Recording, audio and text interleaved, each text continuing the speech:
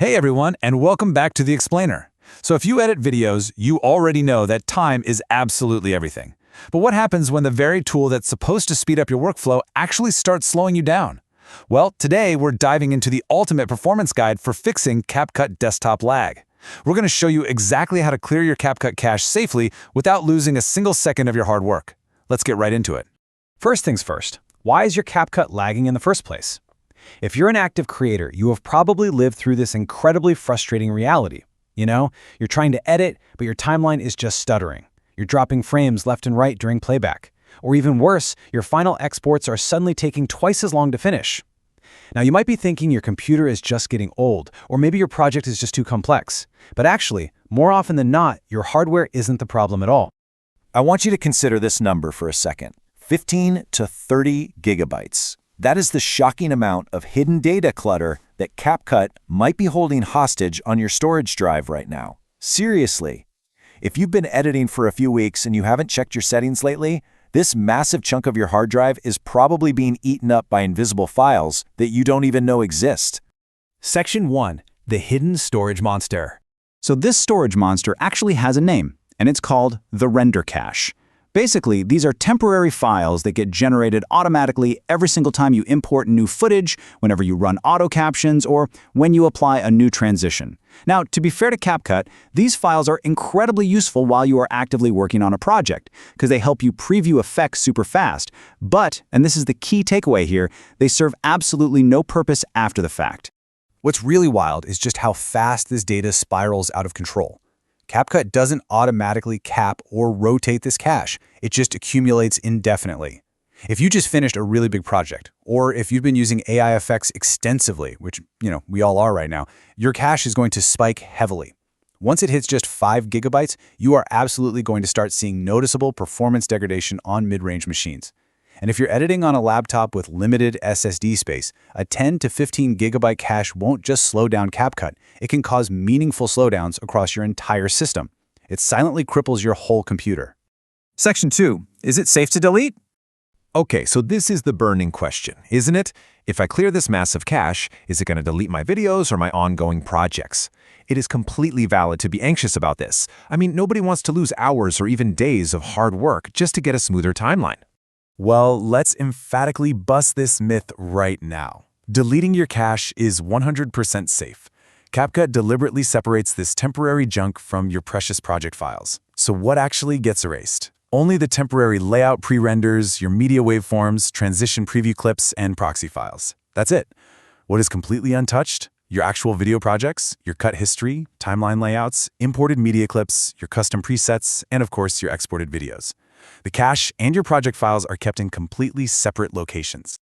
And hey, if you're still feeling a little nervous about hitting that delete button, here is your final layer of reassurance. If you delete the cache, and then, say, you suddenly need to open up an old project a month later, CapCut intelligently handles the whole thing. The software will simply recreate those temporary preview cache files automatically the very next time you open that project. You literally lose nothing but the clutter. All right, let's dive into this. Section 3, 4 steps to clear cache. Here is our clear roadmap. This is a super simple, safe deletion sequence that we are about to execute directly inside the application interface. We're going to access your global settings, locate your specific cache size, trigger the flush action, and then finally configure auto deletion so you don't have to keep doing this manually. So step 1 is all about accessing the file management system properly. CapCut's file management is actually hidden by default. But the best part here is that you do not need to dangerously dig through critical Windows or Mac app data folders. Keep your hands out of those system folders. Instead, just launch CapCut Desktop. If you're currently inside an active timeline, simply go to the top left, click Menu, and then Settings. Or if you're on the main project dashboard, just look for that gear icon in the top right corner and hit Settings. Moving right along to step 2.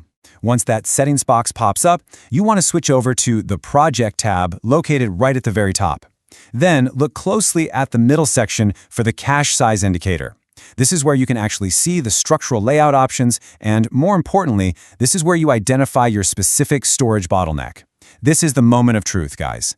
This is where you see exactly how many gigabytes are currently being held hostage. Okay, so once you've spotted that bottleneck, step 3 is pulling the trigger.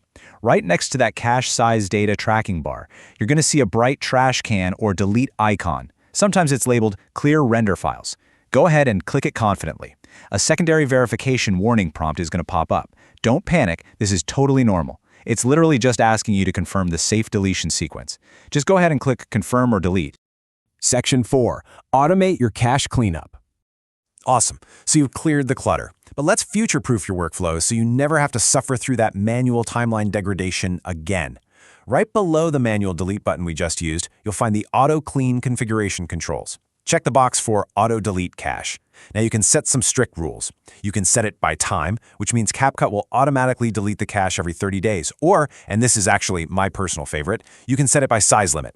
You just set a strict cap, something like 10 gigabytes. This ensures the application literally sweeps the room automatically before things ever get the chance to bottleneck your hard drive.